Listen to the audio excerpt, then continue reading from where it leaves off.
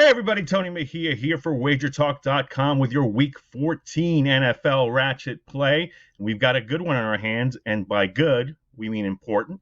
And by important, we do encourage the use of quotation marks. Ratchet plays are typically the ugliest game on the NFL card, and we've had our share of options this week. Honestly, we could have used the Jets again since they're hosting the hapless Saints, but Alvin Kamara is coming back, and we're going a little tired of fading Gang Green. The Texans are also in the mix, hosting Seattle, but we'll go ahead and wait until Russell Wilson's team is officially eliminated before including them in our dysfunctional Ratchet family of games. And that leaves the Panthers and Falcons currently in a three-way tie alongside the Saints in the battle for second place in the NFC South behind Tampa Bay. The loser here falls to 5-8 and can be written off. The winner moves to 6-7, which this season means you're right in the thick of the race for the final two NFC playoff spots now that there are 7 to be had, and with the addition of a 17th regular season game. See? Important. The Washington football team and San Francisco 49ers entered Week 14 6th and 7th at just 6-6 in the NFC. So the next month will be filled with meaningful games for almost everybody, even if they're ugly. Ratchet plays have been a fantastic to all our loyal viewers, as these videos have gone 9-3 after last week's cashing with the Philadelphia Eagles over the Jets in East Rutherford. We're looking to stay hot and move to 10-3 by riding an even dirtier set of birds on the road in Week 14. The Falcons were outscored 13-0 in the second half of last week's loss to Tampa Bay and ended up with just one offensive touchdown, marking the third game in 4 that they were really shut down offensively. Atlanta lost at home 30-17 and had a couple of throws into the end zone to net a backdoor cover that never came. So they're also 5-7 against the number this season.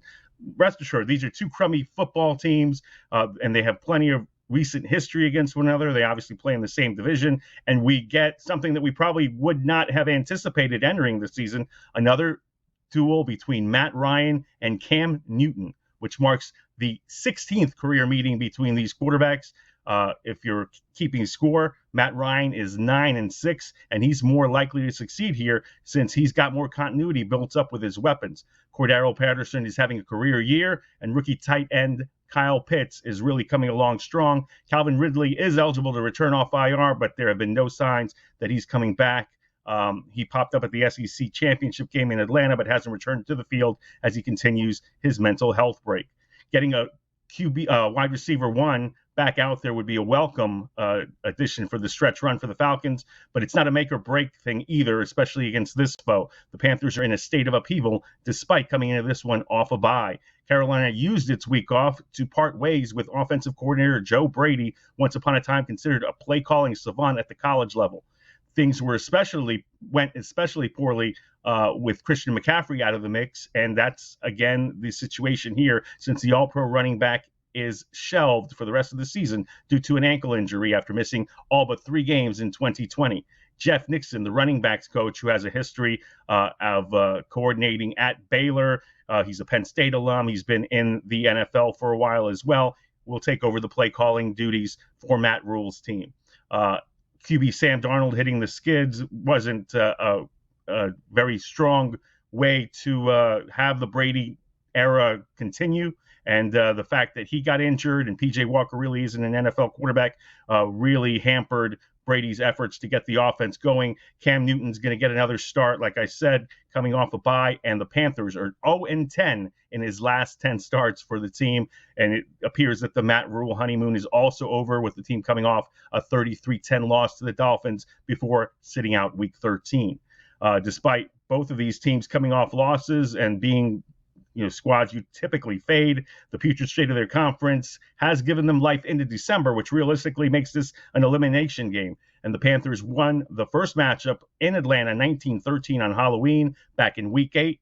Neither offense could get on track, and I cashed the under for clients rather easily. Chuba Hubbard scored the lone touchdown for the Panthers. Zane Gonzalez kicked 4 field goals, including an important 57-yarder before halftime, and again won the under on that rather easily because the total was 46.5. But full disclosure, I was on the Falcons in that game as well and lost there. But Just goes to show you that I have a very short memory because you really can't hold grudges in this business. So I'm hopping right back on the saddle and backing the Atlanta Falcons to win this game outright.